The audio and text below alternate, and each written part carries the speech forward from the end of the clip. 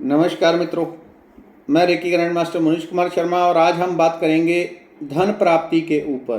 ठीक है, तो धन प्राप्ति के लिए अभी नवरात्रे भी चल रहे हैं और नवरात्रे में अगर आप करते हैं तो आपको बहुत ज़्यादा फल मिलता है।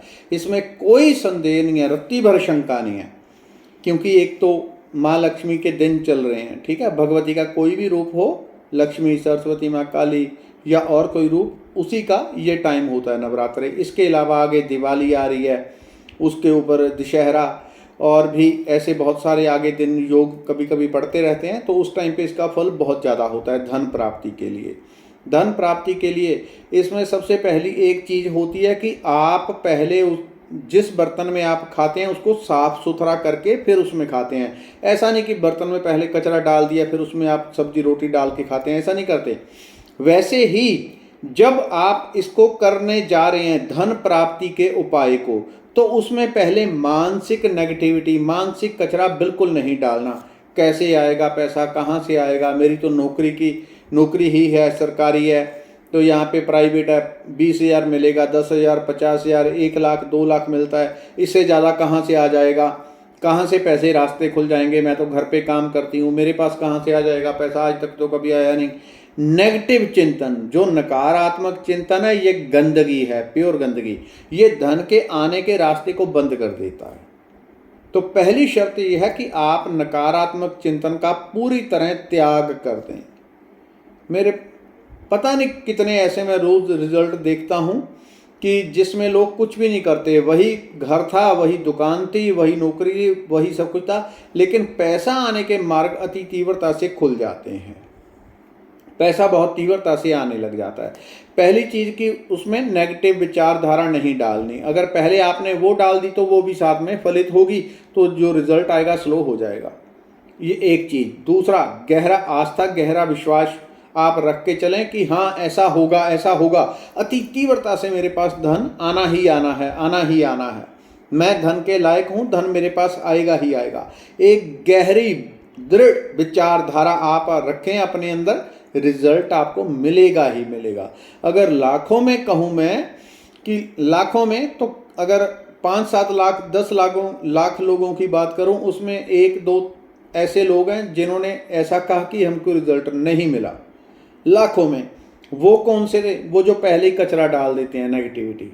इसमें 100% परफेक्ट रिजल्ट आता ही आता है। बस आपके करने की सकारात्मक और विश्वास से आप करें। करना क्या है?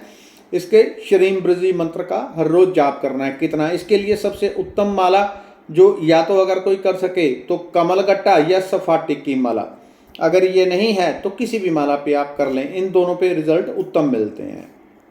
शुक्रवार को, हर हफ्ते शुक्रवार आता है, शुक्रवार को अगर आप इस मंत्र का ज़्यादा जाप करेंगे तो रिजल्ट ज़्यादा आएगा। और अब करनी कैसी है शुरुआत? नवरात्रे आ गए हैं तो अपना आसन शुद्ध होके आपने अपना आसन बिछा के एक जोत जलानी है। एक ज्योति के अंदर थोड़ा सा कपूर और 2 हरी इलायची वो डाल के वो भवानी लक्ष्मी का ध्यान करना है कि हे माँ लक्ष्मी, मैं आपका आवाहन करते हुए और धन प्राप्ति के लक्ष्य से ये ज्योति आपके श्री चरणों में समर्पित करता हूँ। ये ज्योति एक क्या होती है? एक गवाह होती है और एक तरह एम्पलीफायर का काम करती है, अग्नि। इसलिए हमारे हर काम में ज्योत, अग्नि पहले जलाई जाती है। मुस्लिम धर्म में भी चिराग जलाया जाता है, अग्नि तत्व को जागृत किया जाता है। हर धर्म में ये किया जाता है अलग अलग तरीके से। तो ये अग्नि है, आपकी एनर्जी को, प्राण ऊर्जा को बहुत तीव्र कर देती है। जहाँ पे आप जोत जलाएंगे उसके 2-3 फीट के घेरे के अंदर अंदर ही आप बैठें। ऐसा नहीं जोत जला दी उधर तो बैठे या उधर, वहाँ पे बैठें तो जल्दी और फास्ट रिजल्ट मिलेगा।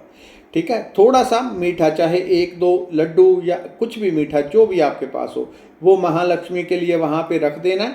नवरात्रे में कम से कम ये कर लें, बाकी तो आप आगे पीछे कर लें, तो खाली जो धूप जला दें उतना भी काफ़ी है। शुक्रवार के दिन माता लक्ष्मी के लिए 2 लड्डू, 1 लड्डू वो चढ़ा दिया करें, उससे भी देवता तृप्त हो जाते हैं। और आपने सबसे पहले हाथ में जल लेना है, अपना नाम, गोत्र, मैं मनीष कुमार शर्मा, ये मेरा नाम है, ये गोत्र है, यहाँ का रहने वाला हूँ, वो आपने बोलना है जब आपने शुरुआत करनी है। ठीक है, और पहले ये सोच लेना कि मैं रोज़ कितनी माला करूँगा। एक माला करने में 1 मिनट ही लगता है, इससे ज़्यादा टाइम नहीं लगता। एक माला करने में 1 मिनट। आप कितनी देर करेंगे?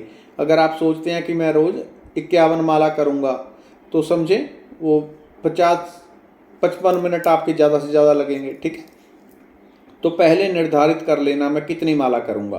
तो वहाँ पे संकल्प लेना है, हे भगवती जितने नवरात्रे हैं आपके, 9 नवरात्रे या दिवाली तक के इतने दिन में, या 21 दिन या 31 दिन, कम से कम वैसे 21 दिन का संकल्प जरूर लेना चाहिए।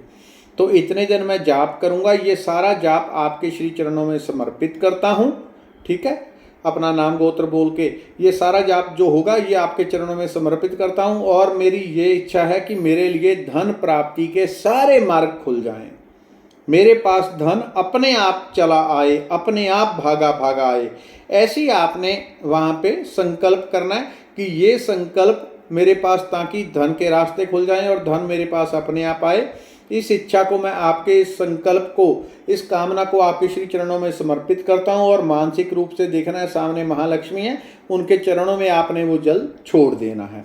उसके बाद आसन के ऊपर बैठ के कमलगट्टा या स्फटिक की माला सर्वोत्तम है, तो ना हो कोई दूसरी है तो फिर उसके ऊपर आप जाप कर लें। और जितनी आपने संकल्प कर लेना है वो संकल्प में बोलना है, मैं रोज 51 माला करूँगा, 54 माला करूँगा, 108 करूँगा, जितनी भी आपसे संभव हो। ज़्यादा वो सीधा सा हिसाब है, जितनी माला ज़्यादा करेंगे उतनी पावर एनर्जी ज़्यादा बनेगी।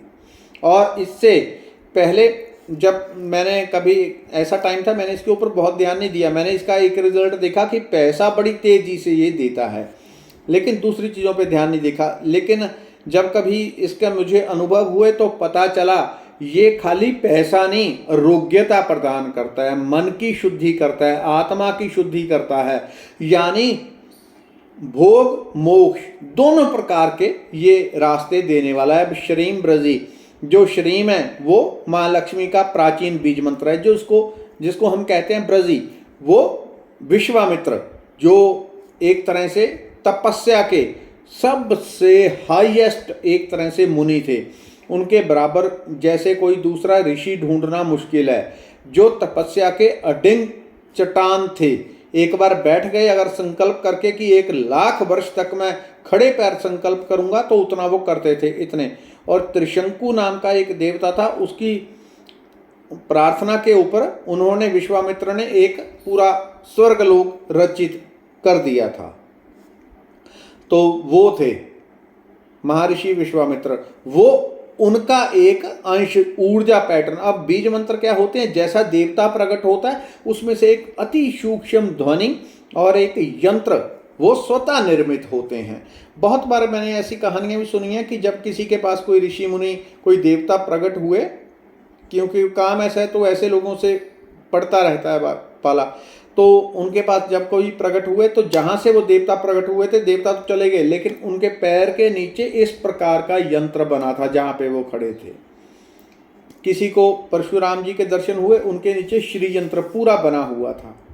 वो आए, किस प्रकार से वो प्रकट हुए, और उनके जाने के बाद वहाँ पे श्री यंत्र बन गया। यानी हर देवता के अंदर, जो भी अध्यात्म में आगे बढ़ता है, उसके अंदर एक सूक्ष्म ध्वनि, एक कंपन और एक यंत्र वो अपने आप प्रकट होता है। तो ब्रजी वो एक ध्वनि है, इस ध्वनि के अंदर यंत्र भी होता है।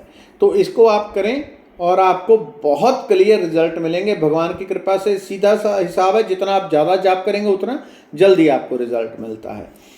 धन्यवाद, नमस्कार।